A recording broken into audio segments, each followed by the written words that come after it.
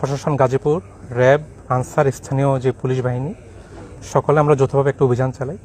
এখানে অভিযানকালে আমরা যদিও কাউকে আমরা হাতে নাতে ধরতে পারিনি, তবে আমরা ভিতরে ঢুকে আমরা যেটা দেখতে পেয়েছি এখানে প্রায় 37টি ঘোড়া আমরা পেয়েছি, যেগুলো অধিকাংশই আপনার অসুস্থ, শীর্ণকায় এবং দেখে বোঝা যাচ্ছে যে এগুলো অসুস্থ। এবং আমরা স্পটে প্রায় 5 মণ ঘোড়ার মাংস পেয়েছি এবং বোঝা যাচ্ছিল যে তারা এগুলো বিক্রয়ের উদ্দেশ্যে এখানে তারা এই কর্মকাণ্ড করছিল।